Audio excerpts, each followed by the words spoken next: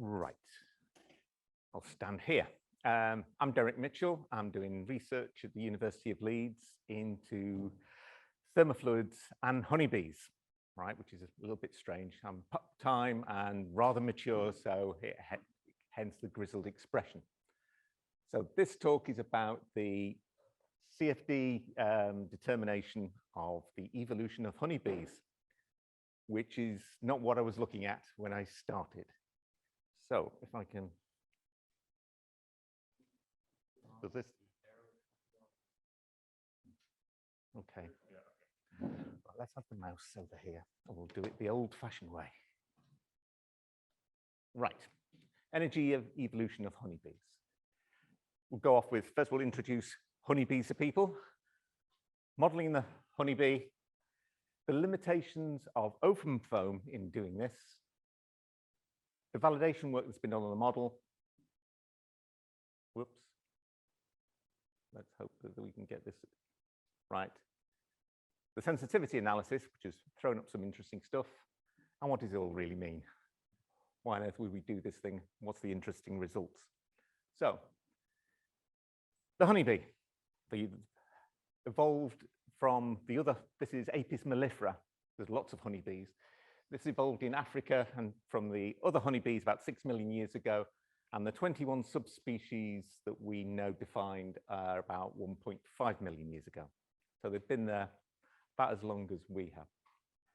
And the interesting thing about them is honeybees that we understand, we think of ourselves in a relatively cool climate, but they're actually present in places like Africa, Sub-Sahara, and the Arabian Peninsula. So we're talking about climates that range from minus 40 degrees centigrade all the way to plus 40 degrees centigrade, which is one heck of a range for any animal, particularly an insect. Right, hang on, let's go back. Previous, there's something, just click there. Right, tree cavities. But from an engineering point of view, we need to really look at them in a different way. It's really, and this is something I've done in other presentations, I introduced the honeybee as melliferan daughters, sugar refiners. So from an engineering point of view, they're doing something really rather remarkable. They are in fact thermofluid adepts. You won't see this in the biological literature because obviously thermofluids are invisible for the most part. And so the biologists haven't really seen them. It's only when we look with engineering eyes and in fact in CFD eyes, we can see it. It's a sugar refinery.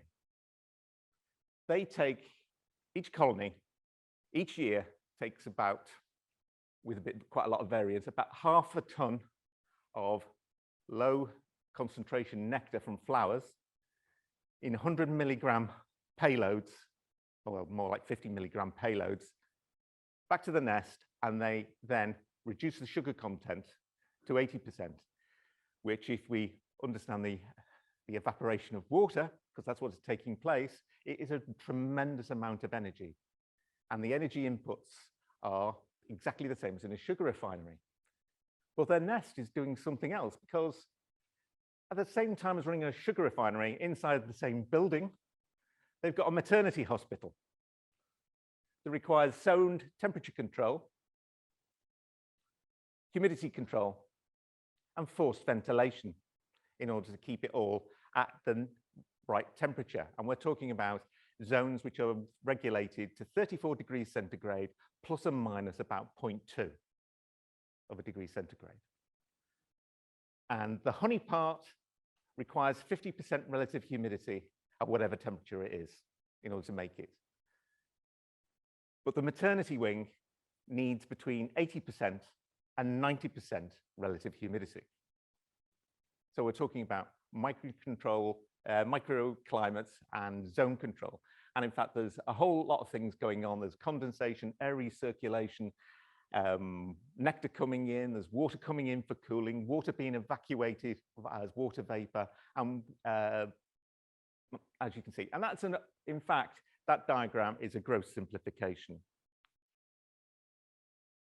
One of the most things that we can see about it is if you go up to a honeybee nest, and particularly if it's one that looks like a tree, you can at night in summer, you can actually hear the forced ventilation going on from a range of 6 meters, right?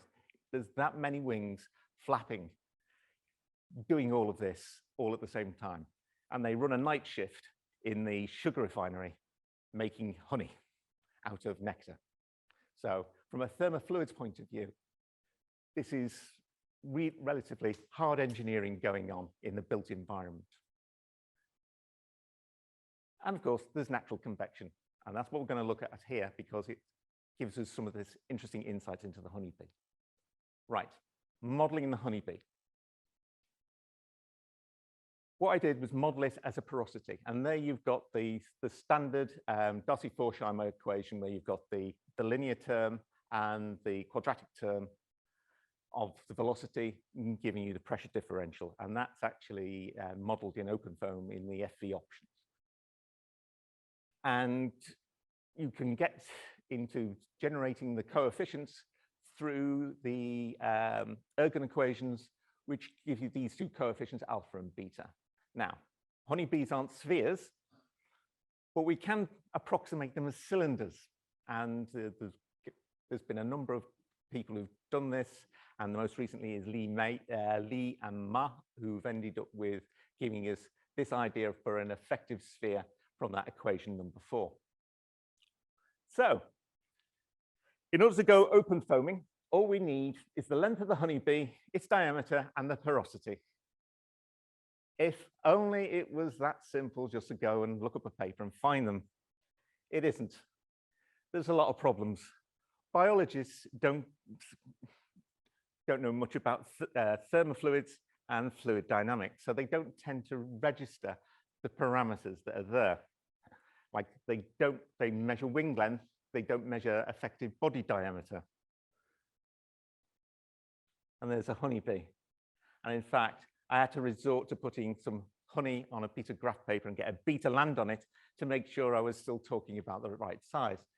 But luckily, we can infer things from the cell size in the nest because honeybees, their size is really determined by the cell that they pupate in. So it gives us an indication. Porosity. Well, we've got a bit of a problem. The literature gives us the colony size and gives us how big the nest is, its total volume. And we can sort of work out the porosity. But things are further complicated with honeybees because they're not nice, smooth things. They're actually hairy. And not only that, how hairy they are depends on the subspecies. So, in order to get around this problem, in looking at this, I just decided to do all honeybees, all possible honeybees, all across the entire sizes, and just analyze the bejeebers out of it, right? Because I didn't have any alternative. All I had was the range, not any specific value that I could actually point to. And there's a further complication. Human beekeepers go around messing with the cell size of honeybees. There's a piece, something called foundation, which the bees use as a pattern for their cell size, and humans muck around with that. And so there's even more messing about, even more drive just to do all sizes of honeybees. So model the honeybee. The research has given us ranges, and so we can come up with these numbers. So we can see that in the tropics, they're 2.5 millimeters in diameter, and they stretch up to 6 millimeters in the places like this, in the Western Isles of Scotland. And the length varies from tropics 10, Scotland 14 millimeters. And the number density doesn't seem to vary much. In the tropics, it's 1.5 and a little bit higher in the Western Isles. But when you put it in the equations, something rather interesting happens. The difference, we've taken the alpha coefficient, this is the linear term. And it turns out that we're looking at values that are well below 10, we're talking about 2, 3. But when you get into the bees in Scotland, Apis mellifera that is, as opposed to something like Apis mellifera scutellata in the tropics, it's 50 odd. And in fact, it turns out that there's almost a cubic relationship between honeybee diameter and the resistance to airflow, which is interesting. So getting back into OpenFOAM. We're going to do it in, this was done in man-made hives. And to understand a man-made hive, it's a box and it's got combs in it. It has 12 combs that have been with wooden frames. And the box is a little bit complicated. It's got a thin wooden lid above the honeybees with a small air gap. And above that, there's a larger air gap to the roof. And down at the front, there's an entrance. And this is a partial cutaway of a honeybee nest. So you can see the components. And you might imagine this doesn't look very well insulated, and you'd be right. So all input using FreeCAD. We use multi-region simple foam to do it because we're going to do it in this steady state. The complication here is we've got lots of materials, and we were originally trying to have both brood, the rest of the comb. There's the wooden frame, there's the wooden box, and of course there's the surrounding air. And so we had to find a way of dealing with a vast amount of different areas, different zones, different regions. Doing this all as regions inside simple foam, with multi-region simple foam, ends up being rather very, very onerous. So managed to get it down to 16 regions, and then use something called beta V inside the solver to actually have regions of inside a solid of different thermal conductivity. Beta V is a scalar, a scaling factor, a scaling field inside the solver, which is totally undocumented, but happens if you examine the code, you can fathom out a reason for using it, and this works for that. And it's been separately validated as working. So we've got 30-odd zones. In some configurations, we're talking about over 80 zones and regions in this problem. And of course, there's 8 different regions of porosity. There's the ones in between the comb, where the bees might be, or there might be, in this, what we'll be talking about is an entire cloud of bees diffused throughout the entire box. And there's also another porosity region, because a further complication, which you can't see on this, is that at the floor, there's actually a wire mesh, which makes life even more complicated for when we come to validation. Run into a number of limitations with OpenFOAM. The bees are obviously a porous.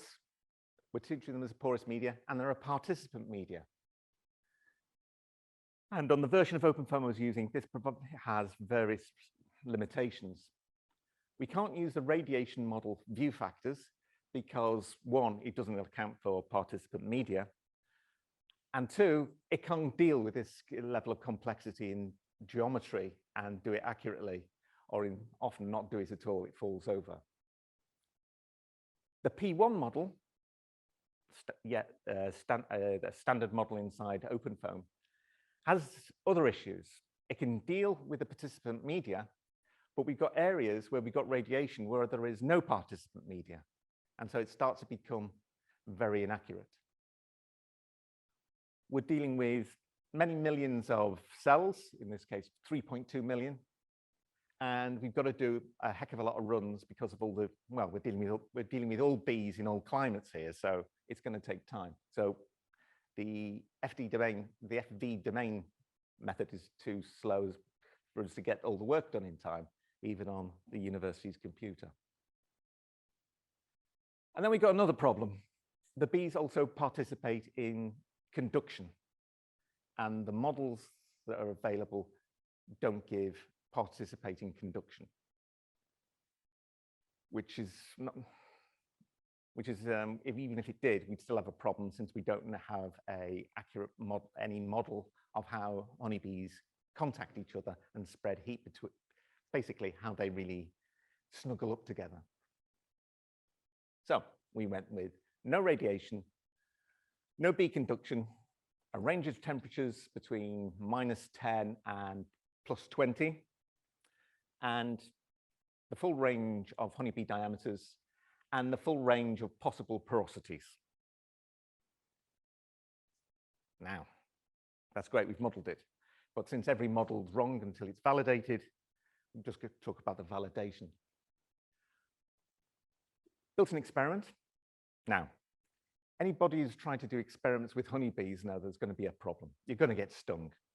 And not only that, the honeybees have such complex behavior, trying to get them all to do the same thing for anything more than a few seconds.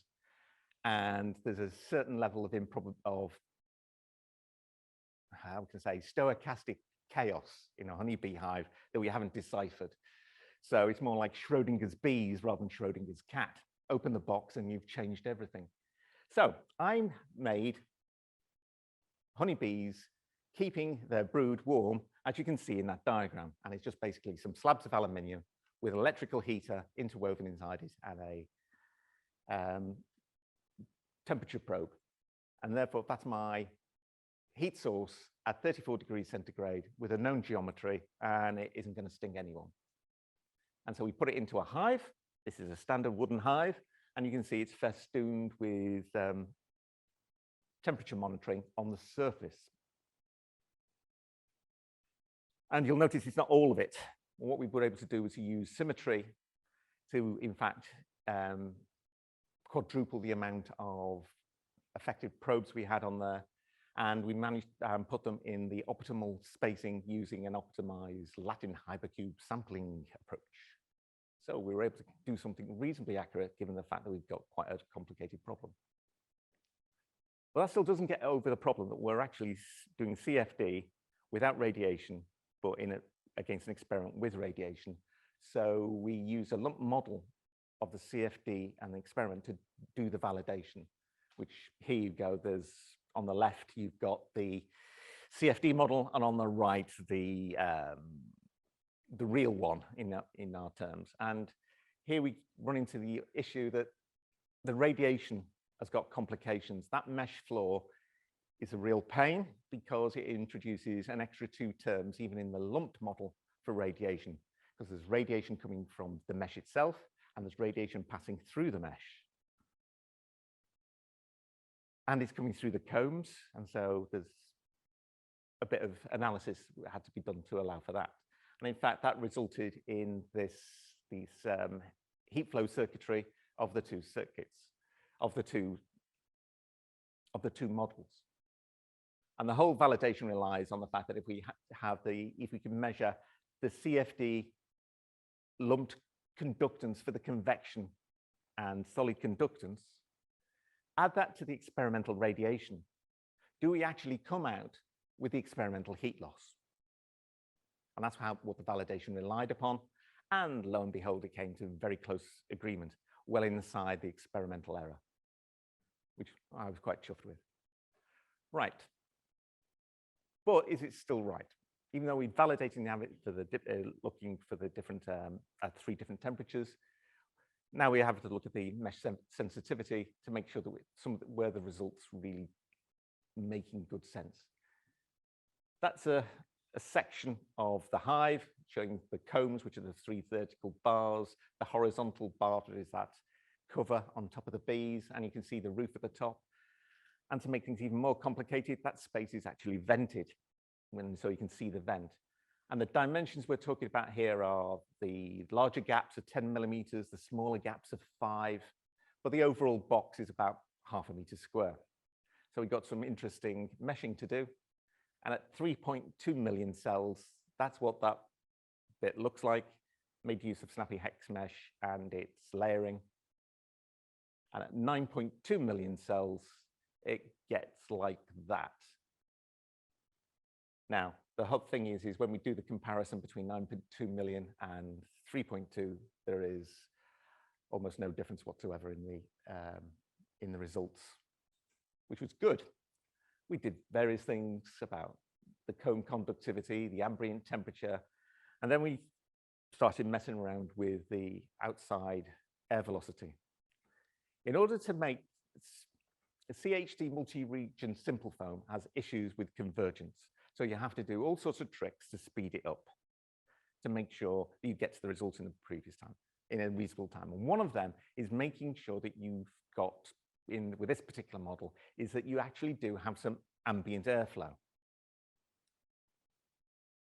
And that ended up, it meant that I had to really check, am I really screwing up my results because I'm having to have this low ambient airflow?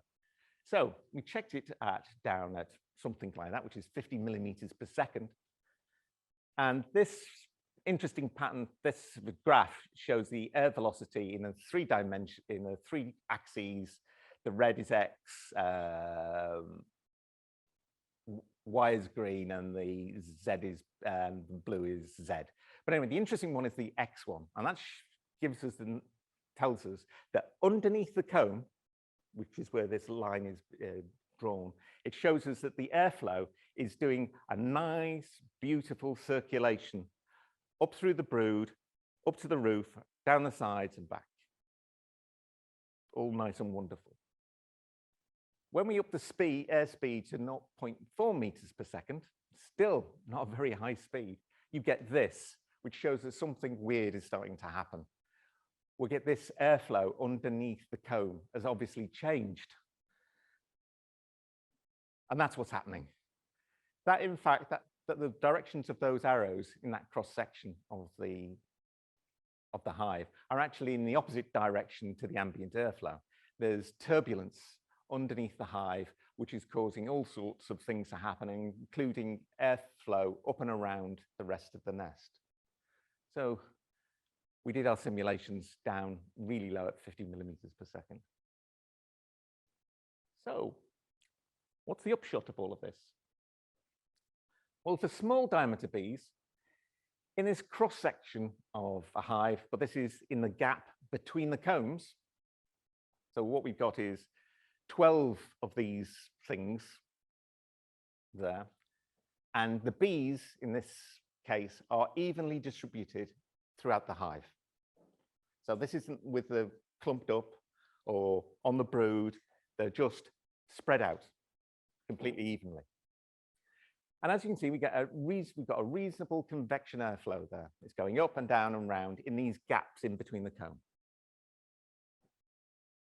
But when we go from the Arabian Peninsula with the small diameter bees to the big furry bees of Scotland, this happens.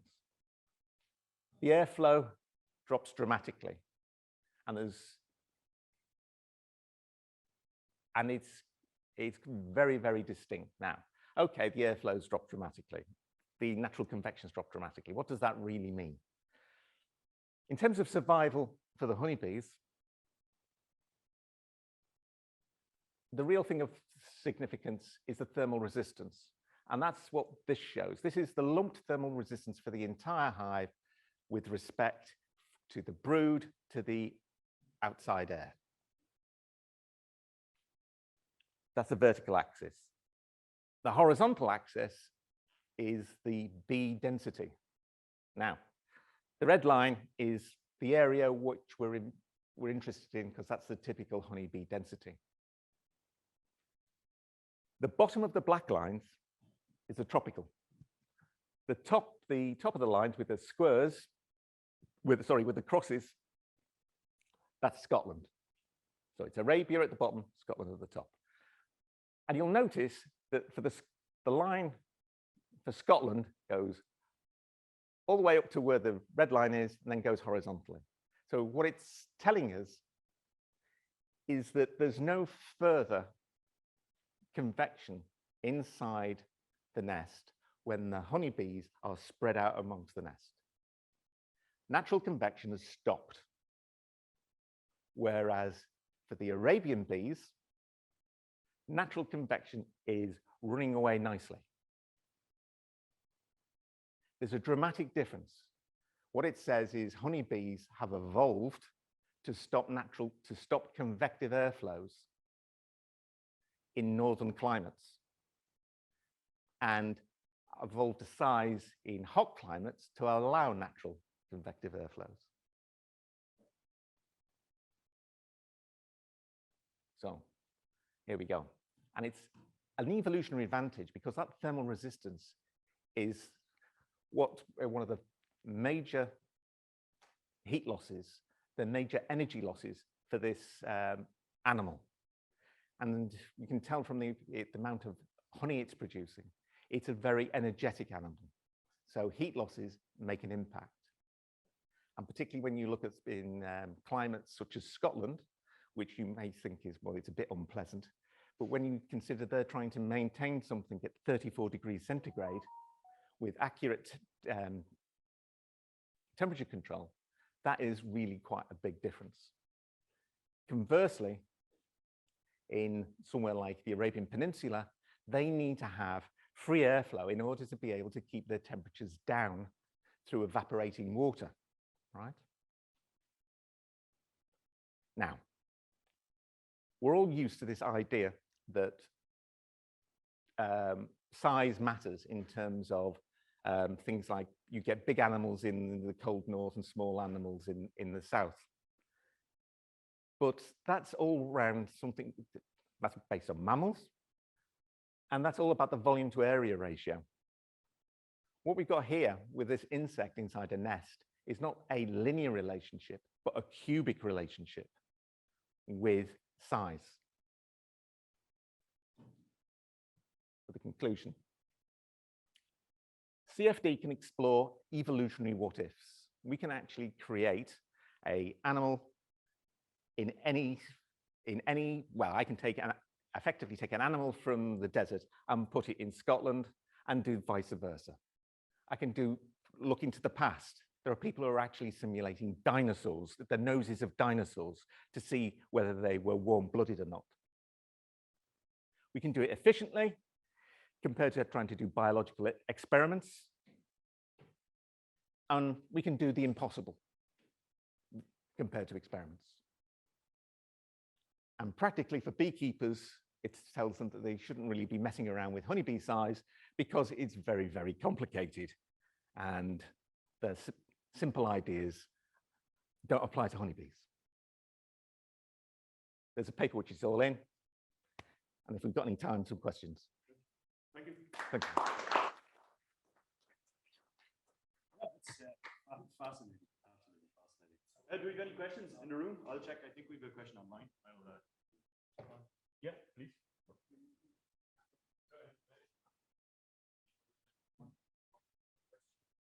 So the comment is on the beta V model. Did you write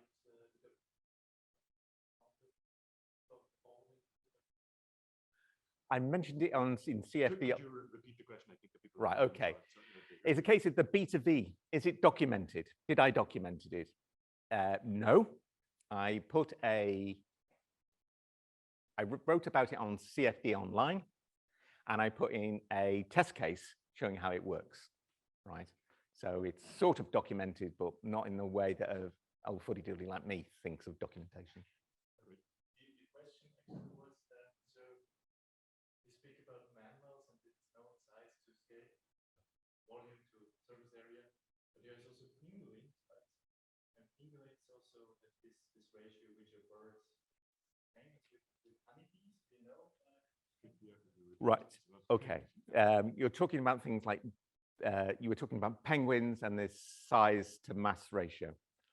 And whether you took, probably you're relating to penguins where they actually cluster together. No, it's very different because penguins, when they cluster together, only cluster in 2 dimensions, whereas honeybees are a 3-dimensional clustering animal, and they exist in that. So they still always have, penguins still have natural convection upwards. However, they do have some rather interesting fluid dynamics dealing with high prevailing winds. And there's some papers out there you can read about how penguins do their colony thing. Thanks. Yeah, I have a question also. Very nice talk. It was really, I have no idea you OpenFOAM. I'm a bit familiar how the software used. The ultimate will be porosity.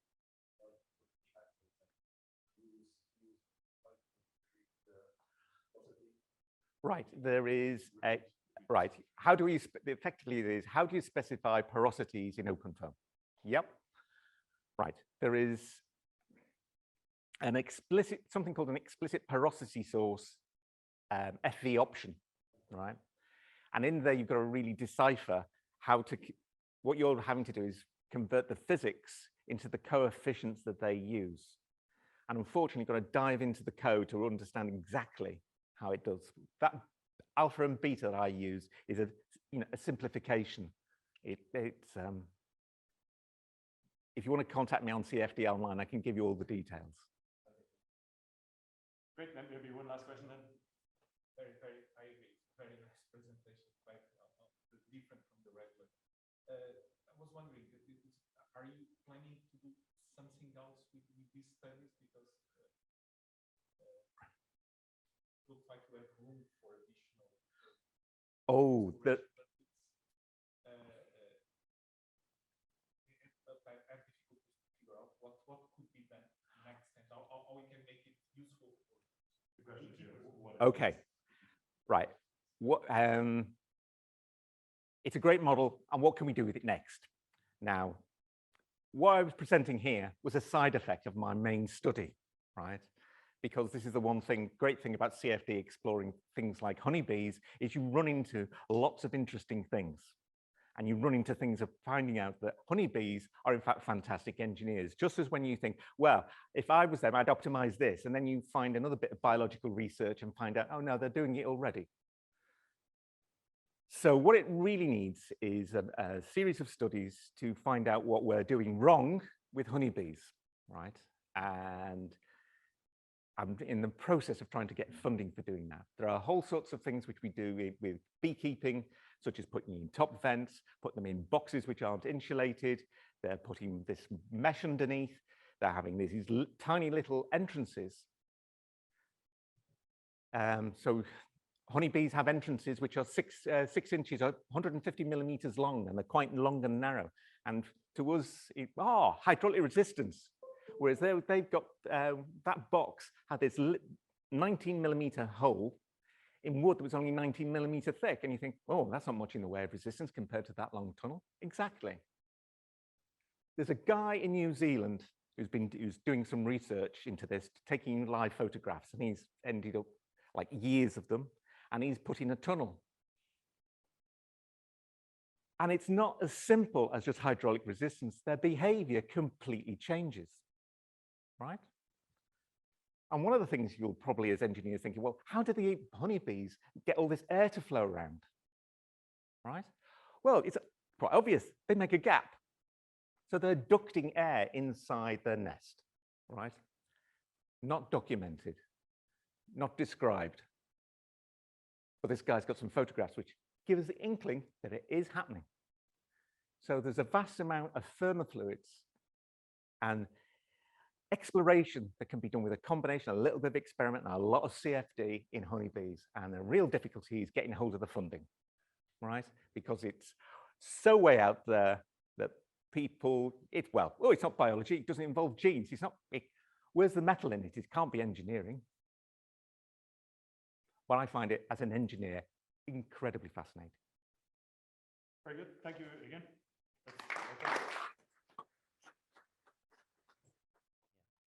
Hello, everyone. I'm Andrew. I'm a first-year PhD student from the University of Exeter, supervised by Dr. Yang Liu, Professor Gavin Tabo, and Dr. Sham Prasad. Today, I'm going to be talking to you a little bit about some of the work I've been doing since starting my project over the past few months on CFD modeling microrobots in the blood, with a specific view on using the research and the information we gain from these simulations to help aid us in creating a new diagnostic technique for colorectal cancer. So to start off with, what we'll be talking about today, firstly, I'll give you a brief overview on what metastatic colorectal cancer is, really to contextualize the project and give people a background on that. I'll then talk about why we use microrobots in medicine and why we use microrobots in this project. I'll then introduce you to the problem statement I have. So really the research question and what we're trying to get out of the research. I'll then obviously talk about some of the work I've been doing in OpenFOAM, show you a few quick results, and then we'll wrap the talk up with a conclusion and future outlook. So metastatic colorectal cancer, what is it? Well, metastatic stems from the word metastases, which basically describes where a tumor, so a cancerous tumor in one part of the body, spreads from that part to another part of the body. And colorectal cancer being cancer in the colon or large intestine, you can see there. So it all starts off with a primary tumor in the colon, developing, getting to a late enough stage. So some of the cancer cells actually break away from that primary tumor, and they invade into the local tissue of the colon. And eventually these invading tumor cells eventually encounter blood vessels, where through a process called intravasation, they migrate from the colon tissue into the circulatory system. And once in the circulatory system, these cancer cells are free to migrate throughout the body in the blood. And at this point, we can call them circulating tumor cells. And they either circulate as clusters, so a couple of them bunched together, or even individually. So they're free to circulate throughout the body until they eventually arrest in the smaller diameter capillaries in a different tissue. So they become jammed in there, or they can even bind to the outside of the blood vessel there and migrate from inside of the blood vessel to the new tumor environment, where they'll create a new tumor, which isn't good for the patient. So with regards to metastatic colorectal cancer, the liver is actually the most common site for metastatic tumor development. And that's thought to be because of the direct draining of blood from the colon into the liver by the portal venous system. So the focus of our research will be looking at applying our microrobots in this circulatory system to see what we might be able to find out. So secondly, what are microrobots? So I thought better maybe we should define what a robot is. So from the appropriately named IEEE Robot magazine, they say a robot is an autonomous machine capable of sensing its environment, carrying out computations to make decisions, and performing actions in the real world. And we can look at robots across a really large length scale, from down to the nanoscale, if you consider magnetic nanoparticles as robots, all the way up to tens or even hundreds of meters if you'd consider a rocket booster that can land itself. I know when I think of robots, I think of these robot dogs you see running around on YouTube and getting kicked downstairs. But as you might have guessed, for our research, we're looking at micro robots. So it's in the name, the micro scale. So we're looking at between a couple of microns to a couple of millimeters. So then why do we use micro robots? Well, historically, micro robots have been used in the biomedical industry or in the medical realm, in clinical studies as well. Most of the time for therapeutic drug delivery. So you might imagine there could be a tumor in one part of the body, and we want to apply a therapy agent to that tumor. So we can attach them to the micro robot, steer them through the blood, and target that tumor. Microrobots have also been seen to be used in non-invasive medical procedures. An example of that could well be taking a biopsy or putting in a stent. But for our research, we're mainly focusing on the diagnosis and detection side of things, and this is what we propose. So we want to study the dynamics of our microrobots in the blood. And really, we'll compare the dynamics of our microrobots in a healthy tissue environment, and then compare it characteristically to the changes of the dynamics in a tumor environment, and see what we might be able to learn through that. So how are we doing that? Well, like I said, we want to model the local interaction between the fluid, so in our case, the blood, and the solid, in our case, the microrobot, at the boundary of our microrobot. And by that, I really mean we want to assess the influence the forces and the torques actually have on the microrobot's dynamics at a local scale. We also want to be able to apply magnetic forces and magnetic torques to be able to steer, vibrate, and actuate our microrobots too. So we're using this resolved CFD DEM code, originally written and developed by Isos and Surek et al. I've got the reference down there at the bottom, which they've implemented into OpenFOAM, specifically version 8. And the type of technique they're using is called the hybrid fictitious domain immersed boundary method, which they've coupled with a discrete element method. And they've put that hybrid fictitious domain immersed boundary method into the pimple foam solver for the use in transient cases. So I'll very quickly just briefly go through the theory here. So you can see we've got our Navier-Stokes equations there up at the top. It's been obstructed a bit by that in the corner, but you know what it is anyway. But of interest to us is that added forcing term S up there at the top. And this added forcing term S allows the solid body to be represented in the grid by the indicator function there, lambda, where lambda is 0 or turned off essentially when a cell represents a fluid, and lambda's on or 1 when a cell represents a solid. And with this being an immersed boundary method, the grid or the mesh doesn't actually conform to the boundary of the solid we're studying, which makes it really useful for our use case too. So in its most basic form, that code was originally used to solve the resolved forces, torques and contacts of suspended particles in fluid. And if we think about it, microrobots are essentially just suspended particles in fluid, but this time we can actually add in magnetic forces and magnetic torques to be able to actuate them. So these are the magnetic forces and the magnetic torques we're talking about, Fm being the magnetic force. So you can see V is the volume of a microrobot, M is the magnetization vector, which is intrinsic to the shape and the material properties of the microrobot we're using. And then, of course, we have a magnetic field gradient, which we apply. For our magnetic torques, Tm, again, we have V being the volume, M being the magnetization vector, but this time we cross product with a uniform magnetic field, which we apply.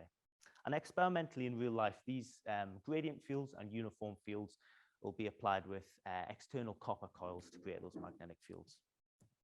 So this is the behavior we'd expect. We'd expect our microrobot to accelerate in the direction of our applied gradient field. And with regards to our torque, we expect our microrobot to align its magnetization vector with that uniform field we apply, just a bit like a needle on a compass aligning north. So here's a free body diagram of the torques and forces acting on our microrobot. So you can see we've got FD being the fluid drag force, FG being the combined force of weight and buoyancy, and then we've got FM being the aforementioned magnetic force we talked about on the previous slide. Same with the torques acting on our microrobot. TF is the torque the microrobot experiences as a result of the fluid forces acting on the microrobot. And then we've added that to the magnetic torques we can apply with our external fields. So you can see we've added in FM and TM to their respective Newtonian equations of motion for the acceleration and angular acceleration, respectively. So in OpenFOAM, what does that look like? Well, I've got two little videos here showing the behavior we talked about on the previous two slides. So up on the left, you can see an ellipsoid-shaped microrobot, initially with its magnetic vector aligned along the X direction. We then apply a uniform magnetic field in the Y direction, and we can see the microrobot aligns itself with that field. Likewise, with the figure on the right, you can see the video of a spherical microrobot accelerating in the direction of our applied gradient field. And this is really great to see because this is the behavior we would expect experimentally. So we can specify the gradient field, so the direction and magnitudes of the gradient fields, the uniform field, the magnetization vector, and the volume of and the shape of the microrobot is in the OpenFOAM defined by the STL file shape of the microrobot we want to study. In addition to, of course, the normal setup of a CFD case, as you would with any. It's also worth specifying the gradient field and the uniform field are given by uniform dimension tensor fields and uniform dimension vector fields. And you input them similar to how you would define the gravitational force acting on a normal CFD case too. So how's this useful to us as engineers? Well, we can use this to optimize the size, the shape, the magnetic composition of our microrobots, in addition to the field strengths and the orientations or directions of our external magnetic fields we'll use to actuate them with. All in all, we'll use these to model the motion of our microrobot in complex flow conditions. So like I talked about earlier, the difference between the microrobot being actuated in a healthy tissue compared to tumor tissue. Or I've given an example of that to be pulsatile flow in the arteries. So here's a really simple CFD case I've set up of a spherical microrobot of 400 microns. being actuated in a microfluidic channel of 1 millimeter in diameter. So first I ran the simulation with the microrobot being actuated in one direction with no fluid flow, so just static blood. And then it did the same again, but this time moving the microrobot against a flow of blood of 10 millimeters per second, which for the size of diameter of blood vessel, it's about the same speed as we'd expect in the gastrointestinal circulation. Then I ran the same simulation again, but I moved the microrobot close to the wall just to see maybe how that might affect things. So I've got two really, really simple little results here showing the velocities over time to basically see how we can track the velocities over time of our microrobots in this transient case. So what you're looking at is basically the terminal velocities of our microrobots here in fluid flow. So where the drag force equals the magnetic actuation force. So you can see on the left, we've got the microrobot in no flow and then with flow. And then on the right, you can see we've done the same thing, but we've moved the microrobot close to the wall. And you can see it's obstructing, but you can see the velocity of the microrobot is faster close to the wall than in the center, which you might have expected. So what about biomedical applications? Because obviously we want to bring everything back to our original idea of what we want to do.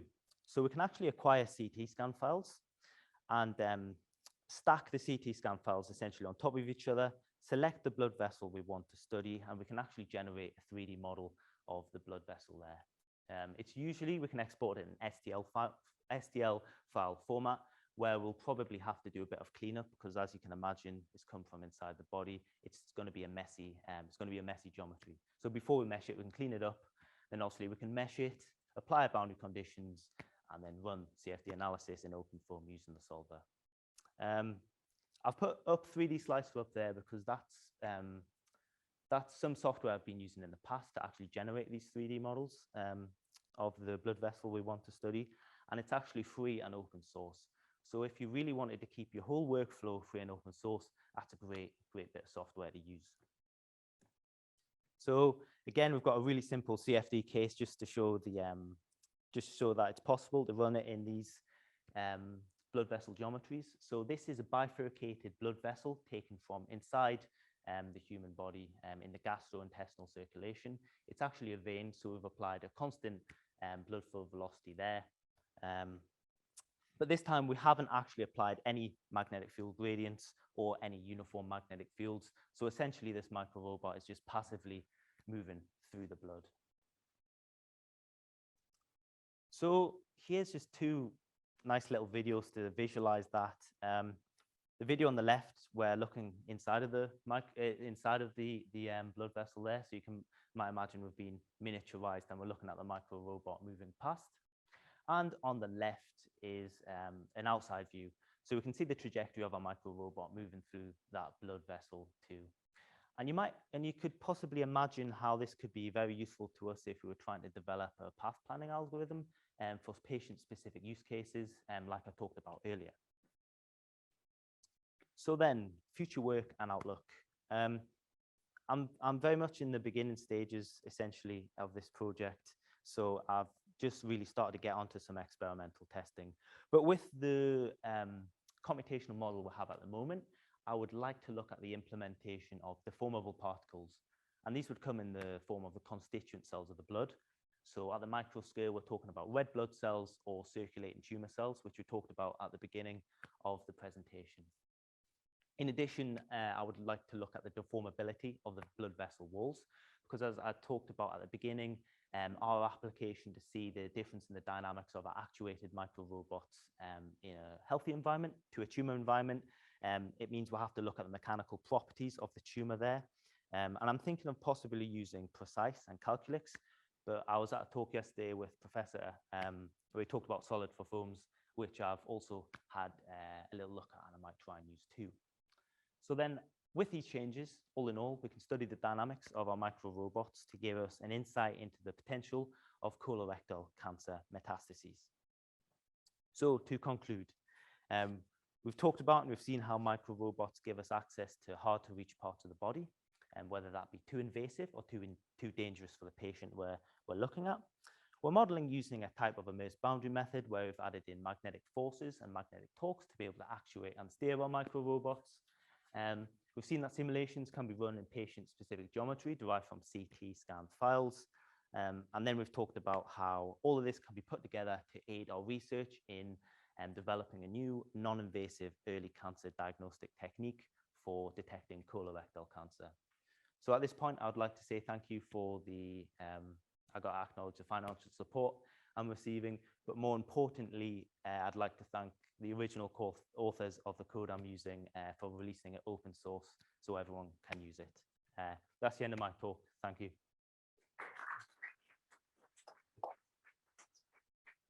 Oh, very nice. Do we have any questions in the room? I have a question. Can I go? First, it was a very nice talk, but I think your presentation will scare away the anti-vaccine crowd. But yeah, away from the joke, what is the magnetic response of the fluid you're using? Would it change, or are you taking that into account? So the magnetic response of the field, did you say? Response of the blood, something like that. Oh, okay, yeah, good question. I'm not taking into account the magnetic response of the blood. The size of fields that we'll be using in when we come to experimentally test aren't really going to be large enough to really influence the dynamics of the blood there. So in these simulations, the magnetic forces, they're only affecting the microrobot. So it's minute. Yeah. So yeah, okay. Thank you. Do you have another question from online or from in the room? First of all, you said you will start your publishing, right? Or your yeah. Which sort of Okay. That's a good question. So part of it would be looking at the velocity or the acceleration over time of a microrobot in a straight channel. It's a relatively easy case we can set up experimentally. So if we can compare that to our computational model, see if it lines up, hopefully we'll go on from there. how would you locate the robot in the body? So there's ultrasound techniques and also in MRI scanners too. We can identify whereabouts the microrobot is in the body too. So MRI was changing magnetic. Yeah, so we could actually use an MRI scanner to actuate and steer our microrobots too. So we're using MRI, well, hopefully using MRI for both locating and actuating the robots too. Potentially, yes. It depends how complex the control I want. At the moment, I'm just looking, hopefully, for them just to vibrate. So that's pretty much just turn it on and off many times a second. So potentially, yeah.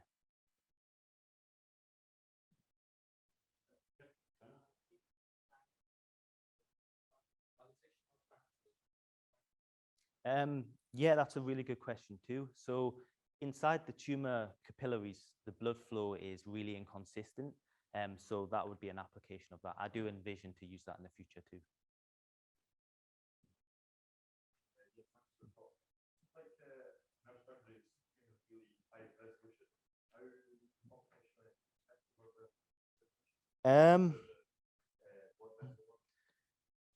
Not that computationally expensive. So we can run quite a coarse mesh in the blood vessel and refine the mesh around the solid body we're looking at. What will the robots do exactly? What will they do? Yeah, how will they diagnose, or how will they? So we'll vibrate. So the idea is to vibrate them. We know the dynamic response in healthy tissue, then we compare it to tumor tissue.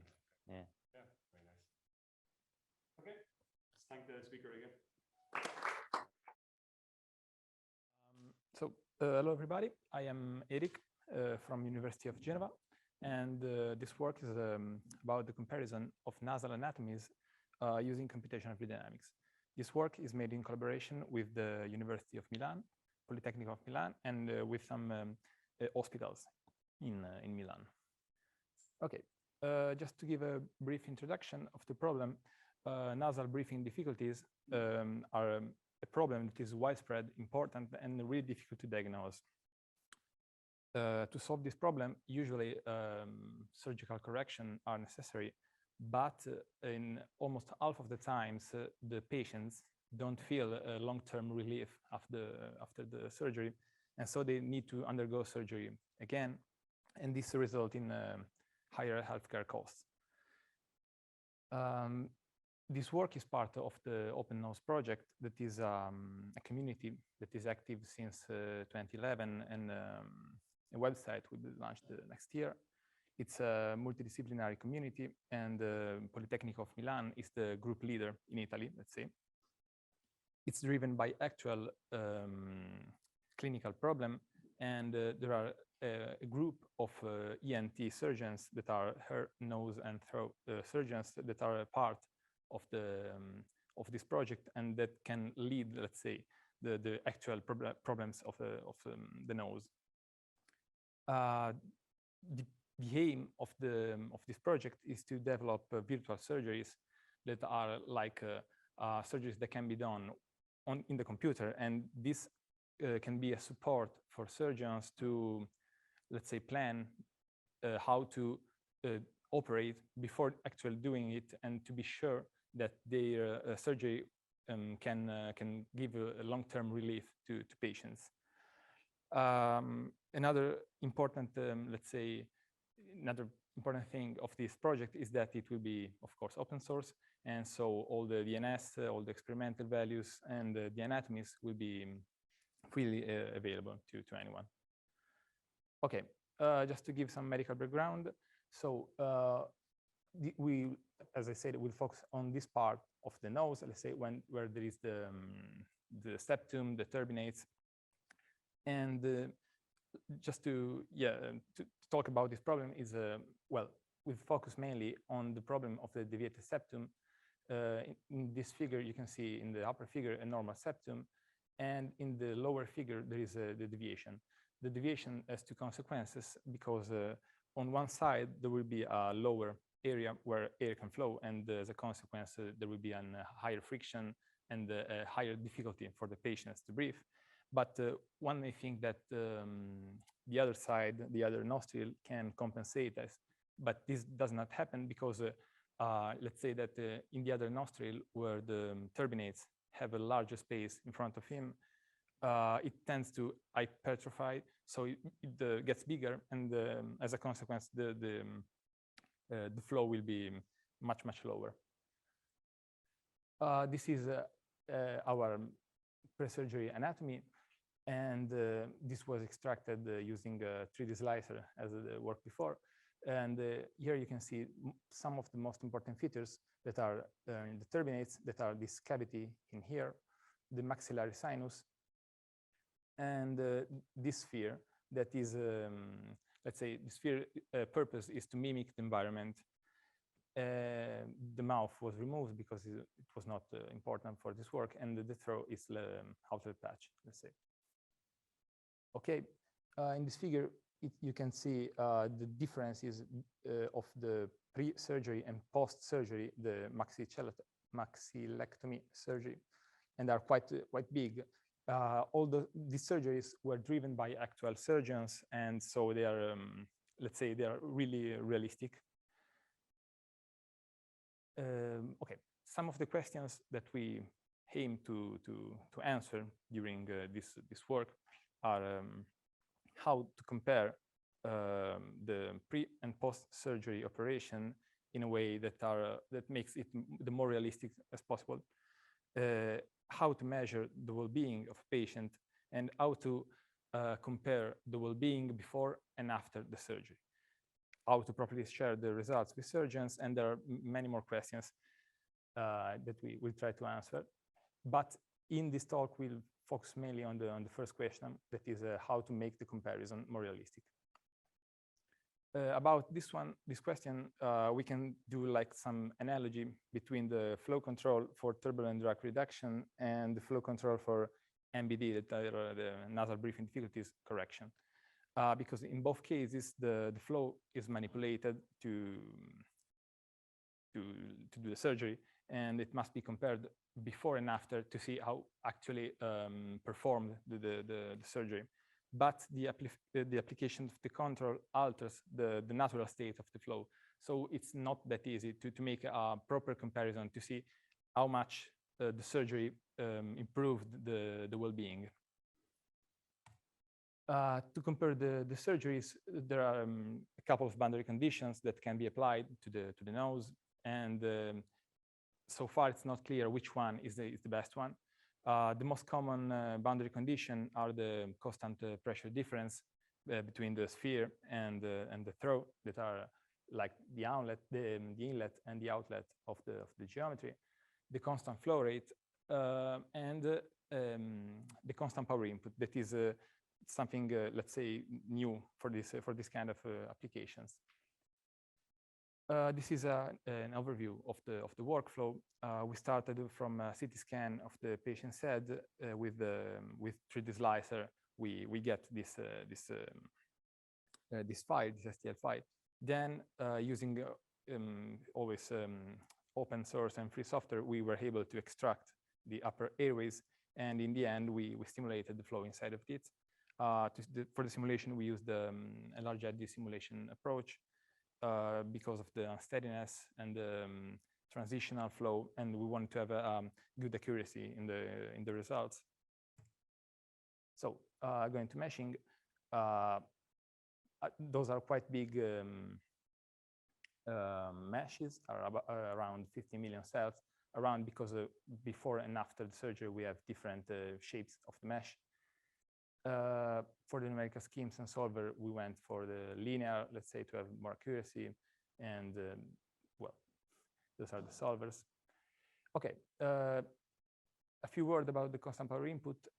This boundary condition is a condition that is typically used for pumps because, let's say, pumps have a certain power that inputs through the drive shaft, and as a consequence of the geometry of the pump, there is a pressure gradient and a flow rate that comes out. And this boundary condition, we thought that could fit well for the lungs and for the upper airways, because we can think of the lungs like something which power input are the muscles that move the lungs, and the flow rate and the pressure difference, it's a consequence of the geometry of the upper airways. To implement the boundary condition, we use OpenFOAM. This is the expression that is typical for pumps, and this is the implementation. And how does this work? Well, we give a certain initial value, initial guess for the pressure on the throat. Then we run a time step, the flow rate is computed, and the pressure of the next time step is corrected using the previous pressure, the previous flow rate. And there is some sort of chasing of the optimal, of the constant power input, because the pressure that is corrected belongs to the next iteration, and while let's say the flow rate is computed on the previous one, so there is like this sort of chasing of the correct value. But using a really small time step, we thought that it could be enough to use that small time step to have a constant power input, almost constant power input. Okay, these are some results of the pre-surgery comparison. We used 3 planes to analyze the problem. One goes cuts the unaltered nostril. One goes through the nostril that underwent surgery, and one is the coronal plane that cuts the, let's say, the view where we can see the turbinates and all the important stuff for the surgery. We applied the, let's say, total pressure difference for the CPG, that is constant power gradient, and those are the results. With this pressure difference, we obtain this flow rate, and it is, let's say, we consider it to be converged because it was statistically steady inside the 0.1%. Those values of pressure difference are, let's say, real values, were measured by actual surgeons, so we stuck with that we were sure they were correct. Then we tried to run for the same surgery, for the same anatomy, sorry, with this flow rate as an input to see if we were able to obtain the same pressure difference. And this was done mainly to be sure that, let's say, the results were not affected by the choice of the boundary condition, and we obtained the same results. And the same happened also for the constant power input boundary condition. The value of the power input was computed using the previous values, and we obtained almost the same values, so they were all good. This is just some comparison that we did for the CPI and CPG. Those are the velocity field in the y direction. There is this is difference, and as you can see, it's quite small. And in this figure, you can see how the flow is distributed among the nostrils. So this is actually a healthy nose, and but we decided to use it anyway because the surgery can be done also on healthy nose, and so the result of the surgery, it's well, it's let's say comparable. Okay, for the post-surgery, then here comes the, let's say, the troubles, because we try to apply the 3 boundary conditions, and we applied the values of the pressure difference, of the flow rate, and of the power input that we had in the, let's say, healthy nose. And as an outcome, we got 3 different results. For example, for the, well, with the same pressure difference, we had an improvement in the flow rate. For the same flow rate, we have a reduction in the pressure difference. And with the same power input, we had both an improvement in the flow rate and a reduction of the pressure difference. While the, let's say, the distribution of the flow among the nostril was almost constant, didn't change. And as you can see in this figure, the fields of the velocity that are CPI minus CPG, all on the same, let's say, coronal plane, are quite different, and also on the throw patch.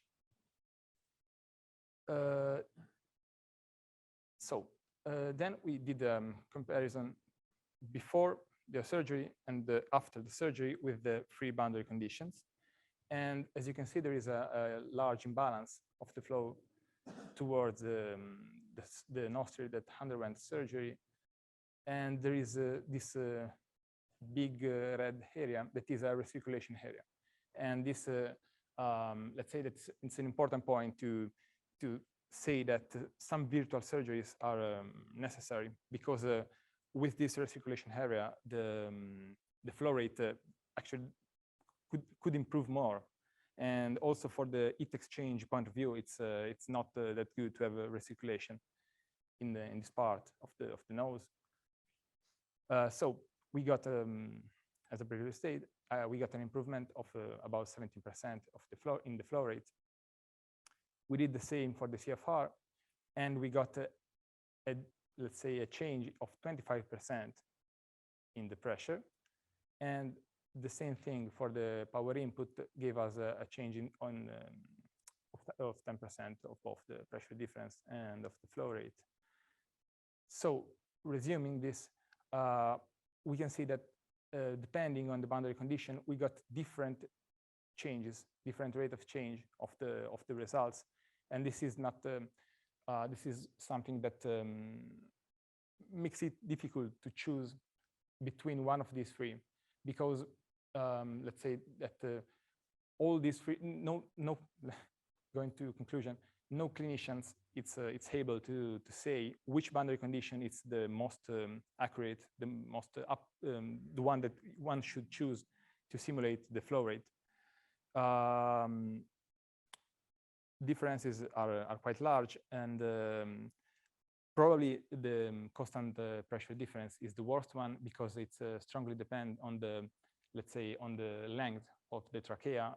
So it depends on how the CT scan was made, and the choice between the flow rate and the power input boundary conditions are, let's say, are a future discussion with the clinician to figure out which one should be used to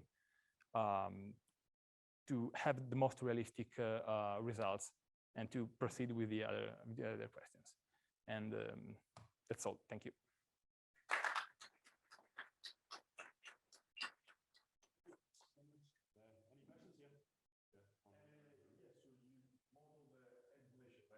Yeah. Why don't you also do exhalation? For example, like saw a study where robots have the same problem. Okay. Depending all of the pre and post operative, and then show that okay, the operation didn't have much effect on the inhalation. Yeah. Or the exhalation.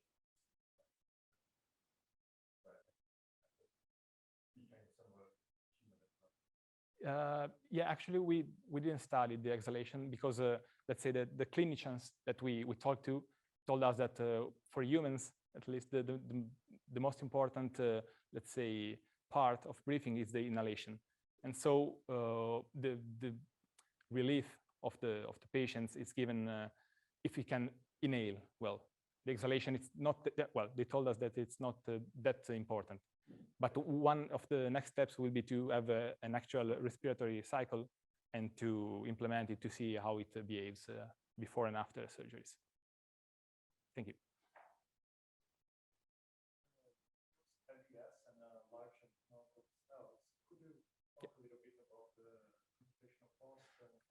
Okay, computational cost. So we run on HPC computer in Bologna and Cineca, and to have, well, depending on the anatomy, the computational cost changed because for the, let's say, post-operation anatomy, due to the higher velocities and the constraint on the CFL number, the time step was something like 2 to the power of -6 seconds, while in the other case was an order of magnitude less, so 2 to the power -5, and we simulated about 1.5 seconds, and using some more than 700 cores, it took 24 hours for a. Yeah, it was quite costly. Yeah, really expensive. No age of air. It could have also tried to use this. Time of air. There is a scalar that can. Okay. Yeah. Well, actually, we didn't use that, but it could be interesting. Yeah, maybe in the next years. Thank you. More questions online or? Great. Okay. Thank you. Thank you. Yes, I have a question. Sorry. Yeah. I'm online here. Håkan Nilsson from Chalmers. Can you hear me? Yes, we can hear you, Håkan. Yeah. I don't know if the questions were asked before because I couldn't hear the questions. I only heard the answers, but I have a couple of questions. We have been doing some projects at Chalmers as well last years, and right now we are also going to do studies similar to what you have shown here with pre and post-op. And one question I have is about, you used CT scans. Do they have some concerns about using CT scans for these kinds of studies? Because the radiation dose is quite high with CT. Right now we are investigating using CBCT scans instead, which is typically used by dentists. And the radiation is much lower, but also the quality of the DICOM images are less. So it's harder. We have also used Lysis 3D to create geometry. So do you have any comments on this?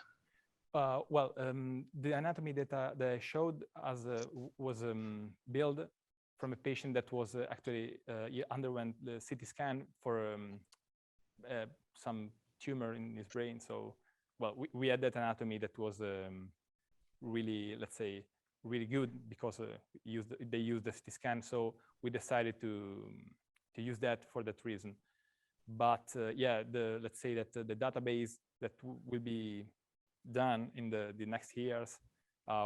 We collect MRI, CT scans, or about, let's say, every kind of anatomy that can be done. But yeah, CT scan for especially for healthy nose are there is only a couple because they were done for different problem, let's say. But well, we could use them for our, let's say, our studies. Yeah, but in this case, you had both pre and post operation on this patient, but you said he took the CT scan for another reason. So yeah, but he also then did both CT scan before and post operation of the nose. No, because the operation was a virtual surgery. So let's say a surgeon supervision an engineer that did this kind of virtual operation. So it's okay, I get it. So there was no operation in this case. You just you made yeah. You changed the geometry in a similar way as they would have done it with surgery. Yeah, exactly. Yeah, exactly. Okay. That's let's say the goal, to have a virtual surgery to let's say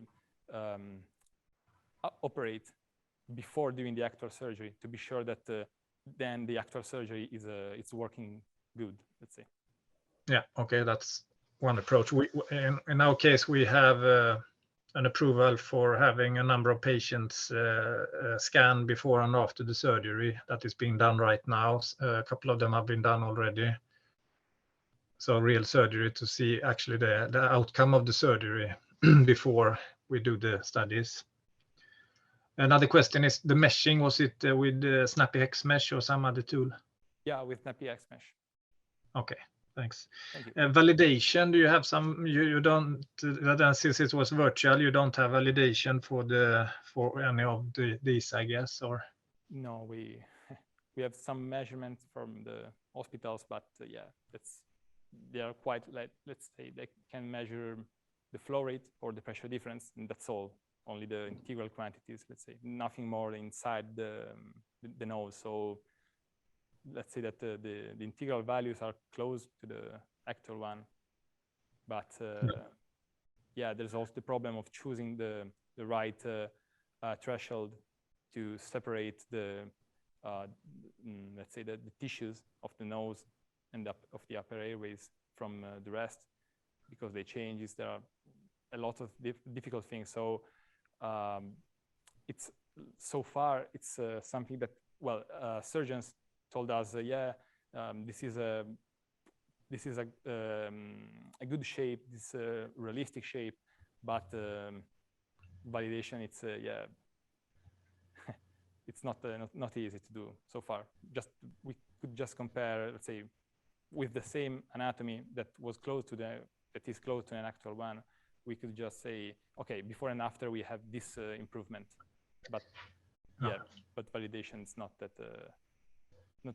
Oh, it's not usually not easy in biological flows, but you can use rhinomanometer measurements from the clinics, and also what we have done is to do 3D printing of the airways and set up an experiment to do experimental investigations as well. Yeah, I think that also in Milan they do something similar, but I don't know if there are some results. So yeah, but probably it's a good way. Yeah, it's the best way. Okay. Thank you. But this seems to be a closed project now. You said that you will set up this homepage later. It's not open now, as I tried to reach it, but no, it's still not open. Next year will be open. Yeah, there's no. Yeah, and there's no possibilities to get to collaborate in some way. Well, I think that's possible, of course. Yeah, could be interesting, I think. Yeah. Thank you. Thank you. Great. Thank the speaker again. Thank you. Hi, everyone. So I'm Swati, and I'm a PhD student at National University of Ireland, Galway. And currently, I'm on my second med on Vascular Flow Technologies, a company based in Dundee, Scotland. And today I'm going to talk about how I used OpenFOAM for my research on a study on numerical verification of bioreactor system for vascular stent applications through computational fluid dynamics. So approximately 200 people across the globe suffer from peripheral artery disease. So peripheral artery disease is basically narrowing of the arteries that carry blood to your legs, arms, and anything outside the coronary circulation. The best choice, or maybe a promising approach, is the placement of endovascular stents, which has been used for treatment of peripheral artery stenosis. However, there is huge complications like instant restorances and late stent thrombosis. In simple language, there's gradual re-narrowing of these arteries after stent placement due to tissue growth. So what are the reasons for this failure? The reasons are that the stent fails due to endothelial cell injury, because endothelial cells are the first line of contact when a stent is deployed in the arteries. Then stent design and stent deployment techniques. So therefore, it's very important to have a cellular level understanding to assess and optimize the performance of novel stent designs. So what can give us this cellular level understanding? 3D in vitro bioreactors are used as a platform for testing endovascular devices. And they are very good because you can analyze specific cellular responses, because it's a complex biological environment. And further, very few studies actually have verified the applied flow conditions when they design such bioreactors. And it can also help us in predicting the wall shear stress. And also for there have been very few studies which have actually investigated the endothelial cell response up to a longer time, which gives objectives to my study of developing a computationally informed bioreactor providing flow conditions which are native to peripheral arteries. And we investigate the endothelial cell response due to stent deployment up to 4 days. So this is the bioreactor that we actually developed. And as you can see, there is a pseudo vessel, which is basically silicone with, which is seeded with endothelial cells. And we deployed stent in it. And we kept under perfusion through the cell culture media and up to 4 days, continuously up to 4 days. And there's pressure monitor for giving us pressure and peristaltic pump that drives the flow. And these were the parameters, as you can see, that we use for our bioreactor. And that's the pressure and flow rate. And we apply a physiological pressure of 80 by 120 millimeter Hg and a flow rate, which is 150 mils per minute native to peripheral arteries. Now further, we tried to verify what conditions are we applying. So we took 2 cases. In general, we just take a control case, which is the ideal vessel you would model in. And then we take another case where we consider the bend and the connector, which is placed before the pseudo vessel. And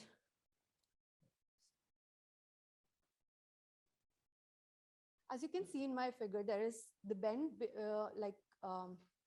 upstream of the pseudo vessel and the connector. And this was important to consider because we are placing this as an incubator, which provides physiological conditions of 37 degrees and 5% CO2. So this had to be considered considering the geometry and of the incubator. So coming to the 2 cases, so we make a comparison between our control case and what would be the effect of this bend and the connector on this pseudo vessel. And we model everything in OpenFOAM using simple steady state. And this is a very simple case of uniform profile, which you would expect in a straight vessel. And then we do we simulate what's the impact of these bend and the connector. And as you can clearly see, it's a very developing profile, not like a fully developed profile, which you would expect in a Poisley flow. And these are the Dean vortices. We actually saw a secondary Dean vortices and a combination of secondary Dean vortices and the connector. And you can see the connector is giving recirculation zones at the edges on both the sides. So what we really wanted to prove from this is that till what distance would these persist? Up to what distance these recirculation zones and Dean vortices would have impact. And at that place, we could deploy our stent and seed this endothelial cells so that the endothelial cells are free of any inlet disturbances, which is very important because if we are taking something which has bend, connectors, and this kind of flow, then you're actually modeling not a healthy vessel, but like a diseased vessel. So a comparison of both the cases showed us that at a axial distance of 10.8 diameters from the pseudovessel inlet, which is our the profile is quite similar to the ideal case, and there we actually deployed our stent. Further, we also verified the our bioreactor system through transient simulations, and we, as you can see, we use the time averaged wall shear stress metrics, which is basically the magnitude of the wall shear stress vector averaged over a period of time t. And then we also used oscillatory shear index. So basically, oscillatory shear index shows the that if the oscillatory shear index is 0, which means like a completely line flow, and if it's between 0 to 5, then that means the wall shear stress vector is not completely aligned towards the flow. So what are the key takeaways from the transient simulation was that we had a time average wall shear stress of 0.1 to 0.12 pascals and an oscillatory shear index less than 0.2, which is quite acceptable. And this is how we actually verified our bioreactor. And this also ensured that we're applying a pulsatile flow with minimum oscillations. We also have some experimental results in order to verify what we actually did in our computational study to design this bioreactor. And we did some static experiments, which you can clearly see. It's static unstinted, static stinted. And then we have the flow. So I'll just talk briefly about the static ones, where you can see that the cells are completely not aligned, and they are like not aligned, and they're randomly oriented. And even in the stented vessels, they are quite randomly oriented. But it's all important to do the static because then you want to see what's the effect of when I apply flow on it. So when we apply flow, you can see clearly that the cells align towards the direction of flow. However, in our case, of course, more cells aligned towards day 4. And in case of the stented regions, you would see that the cells align towards the edges of the stent. And then there's random orientation in between the struts. And then we also model this through CFD. And I don't know if it's very clear, but you can clearly see that there's regions of separation and there's recirculation zones. Wall shear stress is 0 at the complete edges. And so there is like kind of flow reversal. And also an important point to note is the low wall shear stress between the struts of the stents. So in case of a flow unstented, you would expect clearly the wall shear stress vectors are aligned towards the flow, and similar are the cells. But in case of when you have a stent, they induce low wall shear regions of low wall shear stress and regions of separation. We also published a paper regarding this, and I haven't really discussed much about the meshing and the boundary conditions, but can be found in this. And so the next thing that I'm doing in my PhD work at the company Vascular Flow Technology is that we are looking at the hemodynamic performance of vascular flow technology spiral laminar flow stents.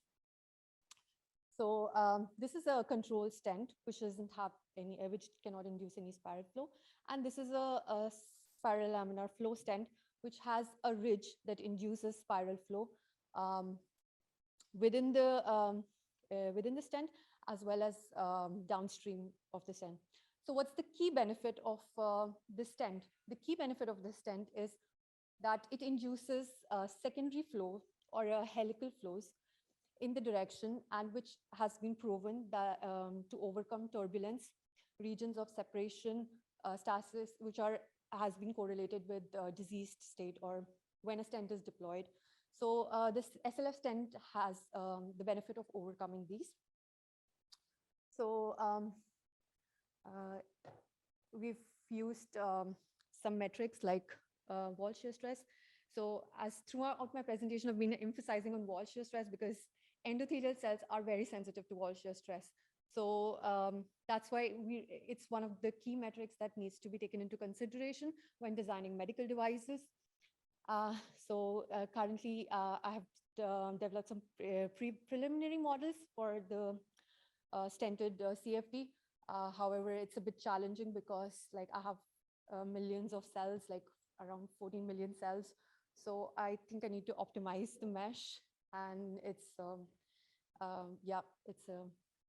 it was a bit challenging with the stents. So currently we've done a preliminary study on what's the control stent and SLF stent, and you can see that the SLF stent actually raises the wall shear stress then compared to a control stent. So which actually shows us that it has the benefit of raising up the wall shear stress, because we don't want low wall shear stress in the regions as low wall shear stress is really related to a disease state. And then we also see the pressure drop across the pressure gradient across both the stents. And we've done this at Reynolds number 1000 and taking right now just a liquid water parameters, because this is just, I'm currently establishing preliminary models with the stent, and then I would do it with the bioreactor parameters as well. And then we also see the swirl, the swirl number, which is basically we divide the angular momentum flux over the linear momentum across the cross sections of the vessel. And swirl number basically tells us the intensity of this helical flow. And we also look at the mean local helicity. So you can clearly see that the swirl number is more stable than the LNH, which basically the mean LNH. And it spikes up between in the inducer, due to the inducer, and then it finally decays along the downstream of the vessel. The localized helicity is basically, it tells us the direction between the velocity and the vorticity vector, and the vorticity is basically curl of the velocity vector. So that's how I calculated it across each cross sections to give us the mean swirl number and the parameters. So this is basically my ongoing work, and I would be further doing it with transient simulations. But first I need to optimize my mesh. So what are the key takeaways from my presentation? Is that we highlight the importance of verification of applied flow conditions in bioreactor design, which is often ignored by biologists, as previous speakers have mentioned. But from an engineering point of view, we think it's very important that they should, this could help them to design such, this could help them in verifying the flow conditions, what they're applying. And further, we also show that CFD can predict wall shear stress, which is a very important metrics in terms of designing medical devices. And it's one of the most important tool we can use in predicting wall shear stress, because other tools like experimental tools is not very accurate. So we think that CFD is the best tool that can help in predicting wall shear stress and also interpreting the cell data that or the experimental data. And further, we can use this Bioreactor to assess hemodynamic performance of various stent designs, which we're actually doing currently.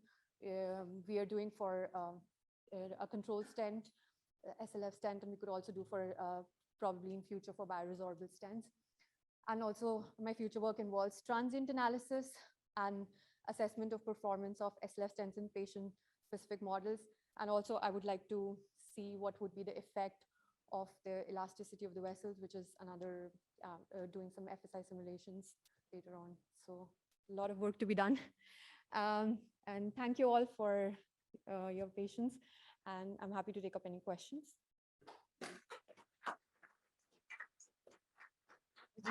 Very nice talk. So if you have any questions, I'll make sure to repeat them for the people online as well. So, could you go back to the slide with the scroll?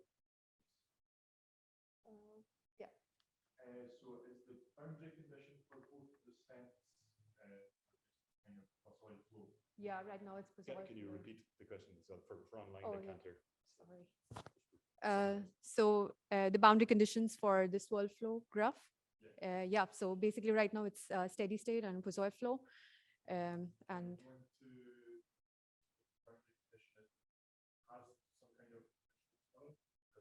no. It's the helical inducer basically. If you can, I'm not sure if yeah. So the induce basically we are applying at the inlet the Hagen-Poiseuille the flow, and then we have the inducer which actually induces that swirl, and then it dissipates further downstream.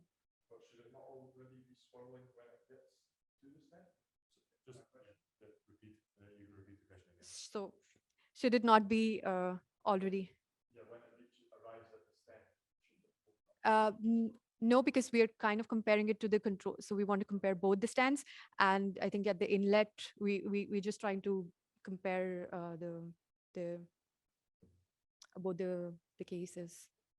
Yeah, but it's steady state. But at next point, I would be applying pulsatile flow, like the realistic.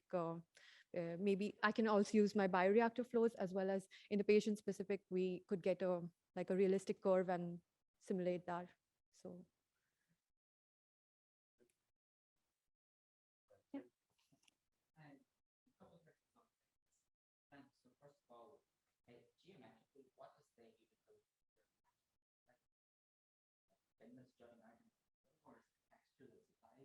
yeah, it's like a Sorry, repeat the question. Yeah, so the question asked is like, how does the SLF stent inducer really look like? So it's like a ridge which has been it has a angle, and then when the flow comes in, it takes a turn at the leading edge. It just takes a turn and then it goes towards the other end. So I think it's not very clear, but it's a full like rotation around the. Yeah, it's a spiral. Yeah, inducer. The other thing is with the flow. Yeah. You have the higher wall shear. Is there any problems with clotting of blood to get that? Could you repeat the question? Well, like, is it you do? The question is, you're inducing higher wall shear stresses, so you're saying that's good, but if the wall shear stresses are too high, then it would lead to platelet aggregation. Yeah, that's true. But I think it's like whatever I've simulated now, it's within the threshold. Like it's 7 pascals or something, and less than 2 pascals is again goes to the low wall shear stress. So the threshold is maintained in that. So that's why we would ideally like to have higher stress regions, yeah, but within the threshold, yeah. I have a follow-on question. Have you looked at oscillatory shear or shear index? So I would be looking at that. Yeah. It would be very. Yeah, placement, so- yeah. Would Hopefully that's that- what I'm going to. That's my next Okay, plan okay, of doing trans, because like I'm still facing a lot of problems with the mesh. Sure. Oh, so this is No, steady it's state? yeah, this is steady Okay, state. okay. But the mesh is correct, but I Yes. think the problem is the amount of cells. So Yeah, okay, so it would would be expensive. nice to kind of reduce and then run this transient, because it'll be computationally expensive. Yeah, got it. So Do we have questions online or more in the room? Yeah, here's the room. One concerning the stress. uh-huh. So what is simple steady state problems compare theoretical system in the power way understand that there's fellows Yeah. theoretical flow downstream far away from understand. Yeah. So could you build it model and get results that theoretical model? Yeah, for the downstream we could, yeah, I think we could, but I'm not sure if the SLF stents, because like for the control stent, it's like a straight artery, so I would expect a fully developed flow later on, but with the SLF stents, yeah.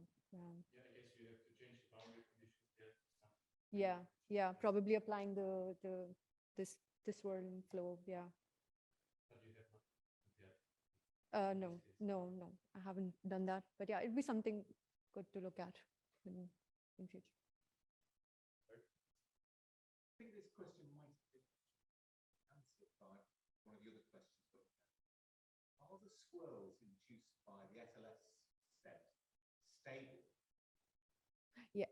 with time, or do they actually move such that you would end up with where you get the point of high shear stress actually moves round the artery wall or not? So are the swirls, just to repeat one line, Yeah. are the swirls stable that are induced by the SLF? Yeah, like till now, like I haven't done with with time, like I mean transient, I haven't done the simulations, but I mean they're quite stable in terms of like whatever I've done in the steady state, and also this technology has been implemented in grafts, so they have shown in terms of the transient that it's quite stable. Yeah, but would be yeah, that's my next job, to look at the transient. Right. And is it like, what would be the hemodynamic metrics? That's the most important. Yeah. Great. We can thank our speaker. Thank again. you.